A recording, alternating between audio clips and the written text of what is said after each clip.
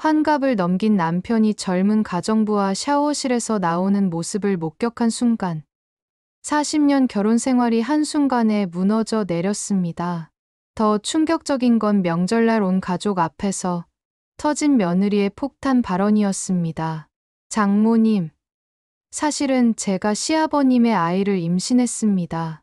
그날 이후 한 가정에 닥친 파국과 반전, 그리고 뜻밖의 진실이 지금부터 시작됩니다.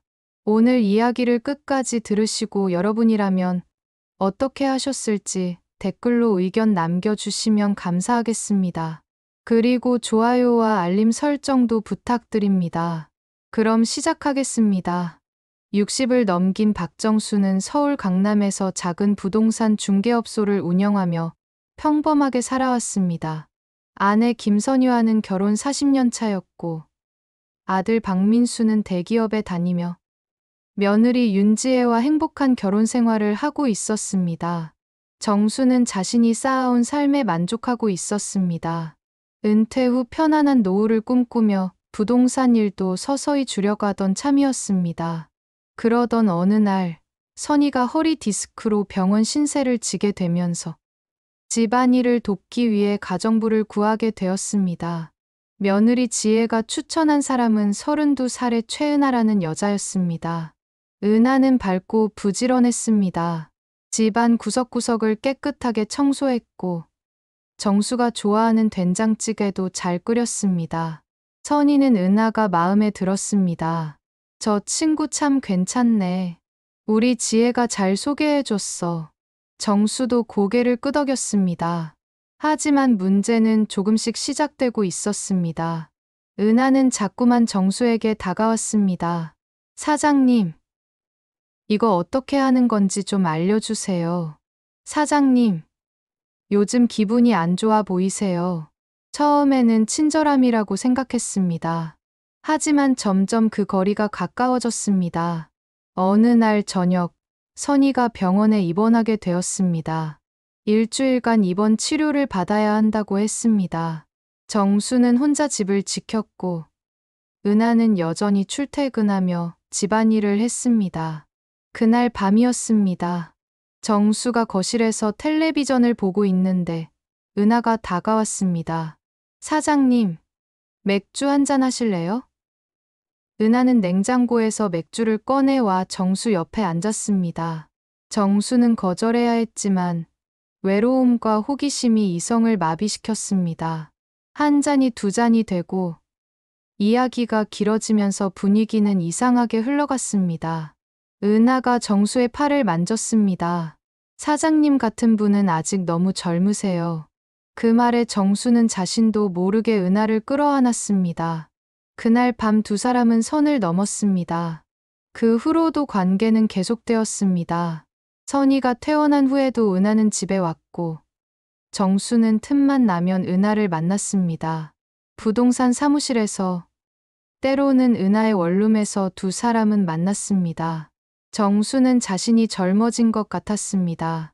60이 넘은 나이지만 은하와 함께 있으면 40대로 돌아간 기분이었습니다. 놀랍게도 그 설렘과 쾌락은 일상의 권태를 완전히 잊게 만들었습니다. 그러던 추석 명절이 다가왔습니다. 아들 부부가 집으로 왔고 온 가족이 오랜만에 한자리에 모였습니다. 며느리 지혜는 평소와 달리 표정이 어두웠습니다. 선희가 물었습니다. 지혜야, 어디 아프니? 안 그래도 얘기 드릴 게 있어서요. 지혜가 식탁에 둘러앉은 가족들을 바라봤습니다. 정수는 이상한 예감이 들었습니다. 저 임신했어요. 순간 선희가 환하게 웃었습니다. 어머, 정말. 우리 지혜 축하해. 하지만 지혜의 다음 말은 충격 그 자체였습니다. 근데 이 아이 아빠는 민수 오빠가 아니에요. 식탁이 조용해졌습니다. 민수가 떨리는 목소리로 물었습니다. 무슨 소리야? 지혜가 정수를 똑바로 쳐다봤습니다. 시아버님이에요. 제가 임신한 아이의 아버지는 시아버님이십니다. 선희가 비명을 질렀습니다. 뭐라고? 지금 무슨 헛소리를 하는 거야? 정수는 얼어붙었습니다. 아니, 난 지혜와 아무 일도 없었어. 지혜가 냉소를 띤 얼굴로 말했습니다. 정말요. 그럼 은하 씨는 어떻고요? 시아버님이 가정부랑 바람 피우는 거 제가 다 알아요.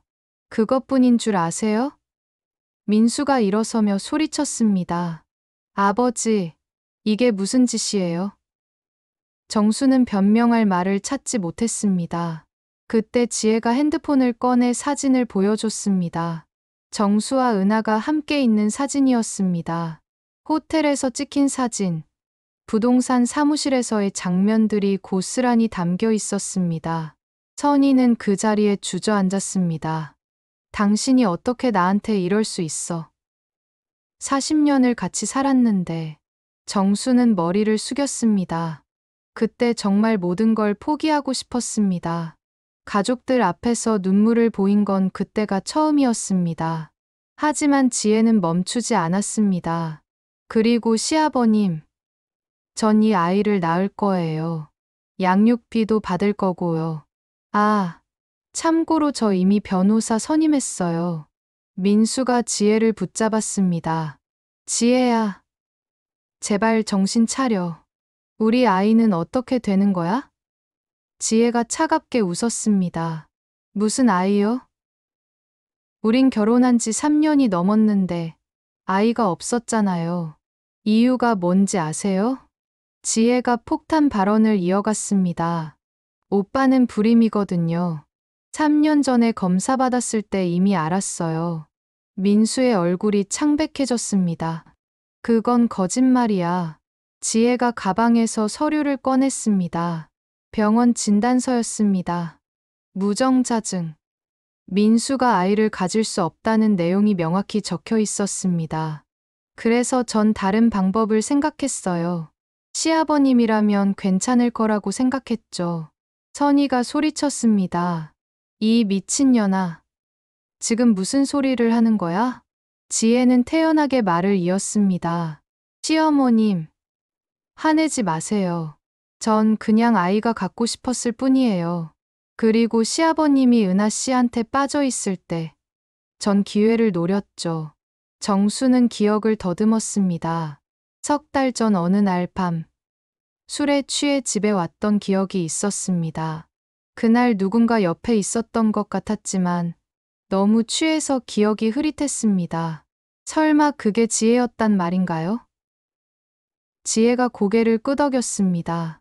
네, 맞아요. 시아버님이 만취해서 들어오신 날, 제가 옆에 있었어요.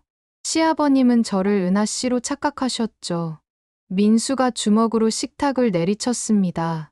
이혼이야. 당장 이혼하자. 지혜가 웃었습니다. 좋아요. 근데 위자료는 제대로 받을 거예요. 시아버님한테도 양육비 청구할 거고. 선희는 울면서 방으로 들어갔습니다. 정수는 그 자리에 멍하니 앉아 있었습니다. 거울 속 초라한 제 모습을 보며 평생을 쌓아온 모든 것이 무너지는 기분이었습니다. 다음 날 지혜는 집을 나갔고 민수는 변호사를 찾아갔습니다. 선희는 방에서 나오지 않았습니다. 정수는 은하에게 전화를 걸었습니다. 은하야, 지금 만날 수 있어? 은하의 목소리는 차가웠습니다. 사장님, 죄송한데 저 이제 그만 만나고 싶어요. 무슨 소리야? 갑자기 왜 그래? 은하가 한숨을 쉬었습니다. 사실은 제가 처음부터 계획한 일이었어요. 정수는 이해할 수 없었습니다. 계획. 무슨 계획? 은하가 설명했습니다. 사실 전 지혜 언니 대학 동기예요. 언니가 아이를 갖고 싶어 하는데 민수 씨가 불임이라는 걸 알았을 때 우리가 계획을 세운 거예요. 제가 사장님한테 접근해서 관계를 만들고 그 사이 언니가 사장님과 기회를 만드는 거였죠. 정수는 숨이 막혔습니다. 그럼 처음부터 다 연극이었단 말이야? 은하가 대답했습니다. 미안해요. 근데 사장님도 즐거우셨잖아요. 전화가 끊어졌습니다. 정수는 허탈했습니다. 자신이 얼마나 어리석었는지 깨달았습니다. 60이 넘어서도 젊은 여자의 유혹에 넘어간 자신이 한심했습니다. 일주일 후 지혜는 정식으로 임신 사실을 확인했습니다. 8주 차였습니다. 시기상으로 정수의 아이가 맞았습니다. 민수는 이혼 소송을 시작했고 선희는 정수에게 말도 걸지 않았습니다. 집안은 얼어붙었습니다. 그런데 한 달 후 뜻밖의 일이 벌어졌습니다. 지혜가 갑자기 정수를 찾아왔습니다. 시아버님, 할 말이 있어요. 정수는 지혜를 마주하고 싶지 않았지만 피할 수 없었습니다. 뭔데? 지혜가 고개를 숙였습니다. 사실 제가 거짓말을 했어요. 정수는 어리둥절했습니다. 거짓말. 지혜가 눈물을 흘렸습니다. 이 아이는 시아버님 아이가 아니에요. 정수는 더욱 혼란스러웠습니다. 그럼 누구 아이야? 지혜가 떨리는 목소리로 말했습니다. 제 옛날 남자친구예요. 민수 오빠랑 결혼하기 전에 만났던 사람이에요.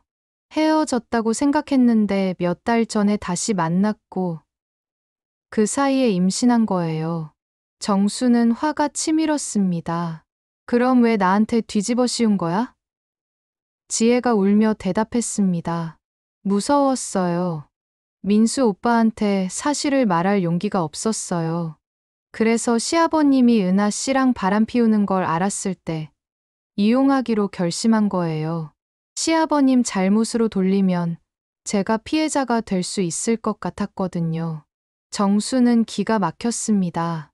그럼 은하랑 짜고 한 건 사실이네. 지혜가 고개를 끄덕였습니다. 네.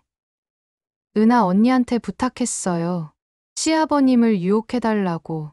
그 사이 제가 증거를 모으고 명절날 폭로하기로 계획했던 거예요. 하지만 정수는 이해할 수 없었습니다. 그럼 왜 지금 와서 진실을 말하는 거야?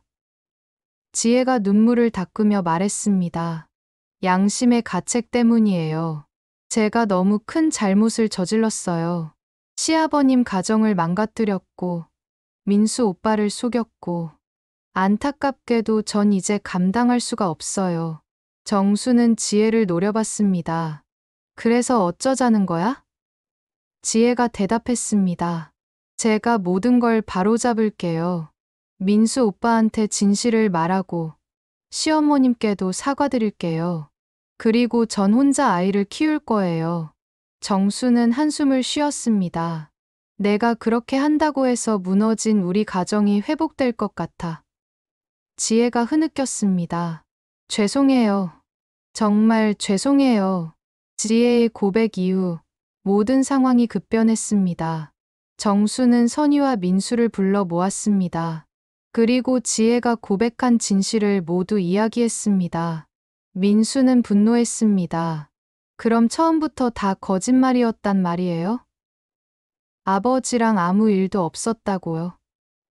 정수가 고개를 저었습니다. 아니다. 나와 은하의 관계는 사실이야. 그건 내가 잘못한 거고 변명의 여지가 없어. 선희가 냉정하게 말했습니다. 그래요. 당신 잘못은 변하지 않아요. 지혜가 거짓말을 했든 안 했든 당신이 바람 피운 건 사실이잖아요. 정수는 고개를 숙였습니다. 미안해. 정말 미안해. 선희가 한숨을 쉬었습니다. 미안하다고 다 되는 게 아니에요. 40년을 믿고 살았는데 당신이 그런 짓을 할 줄은 몰랐어요. 정수는 아무 말도 할 수 없었습니다. 민수는 지혜에게 전화를 걸었습니다. 당장 만나자. 지혜는 울면서 나타났고 민수 앞에서 무릎을 꿇었습니다. 오빠. 미안해. 정말 미안해. 민수가 차갑게 말했습니다. 이혼은 그대로 진행할 거야. 넌 날 너무 깊이 배신했어. 지혜는 더 이상 변명하지 않았습니다. 알아요. 제가 받아야 할 벌이에요. 한 달 후 민수와 지혜는 정식으로 이혼했습니다. 지혜는 친정으로 돌아갔고 아이를 낳기로 결심했습니다. 정수와 선희의 관계는 여전히 냉랭했습니다. 선희는 정수와 같은 방을 쓰지 않았고 말도 최소한으로만 했습니다. 정수는 매일 선희에게 용서를 빌었습니다. 여보, 내가 정말 잘못했어. 다시는 그런 일 없을 거야. 선희는 대답하지 않았습니다. 그러던 어느 날 선희가 정수를 불렀습니다. 당신, 우리 요양원 한번 가볼까요? 정수는 깜짝 놀랐습니다. 요양원. 왜 갑자기? 선희가 설명했습니다. 제 친구 남편이 거기 계신데 한번 가보고 싶어서요. 정수는 영문을 몰랐지만 따라갔습니다. 요양원에 도착하자 선희의 친구가 나왔습니다. 선희야, 오랜만이다. 두 사람은 한 노인의 방으로 갔습니다. 침대에 누워있는 70대 노인이 멍하니 천장을 바라보고 있었습니다. 선희의 친구가 말했습니다. 우리 남편이에요. 5년 전에 바람 피우다가 들켰죠. 그때 전 이혼하지 않았어요. 근데 남편이 그 여자한테 버림받고 나서 우울증에 걸렸어요. 지금은 치매까지 왔고요. 정수는 침대에 누운 노인을 바라봤습니다. 한때는 건강했을 사람이 이제는 말도 못하고 누워만 있었습니다. 선희의 친구가 이어서 말했습니다. 전 남편을 요양원에 모셨어요. 집에서 돌볼 수가 없었거든요. 근데 이제 후회돼요. 그때 좀 더 대화했더라면, 용서하고 다시 시작했더라면 어땠을까 하고요. 정수는 가슴이 답답했습니다. 집으로 돌아오는 길, 선희가 말했습니다. 당신, 저 모습 봤죠? 정수가 고개를 끄덕였습니다. 선희가 이어서 말했습니다. 전 당신이 저렇게 되는 건 보고 싶지 않아요. 화가 나고 배신감이 들지만 그래도 당신은 40년을 함께한 사람이에요. 정수의 눈에 눈물이 고였습니다.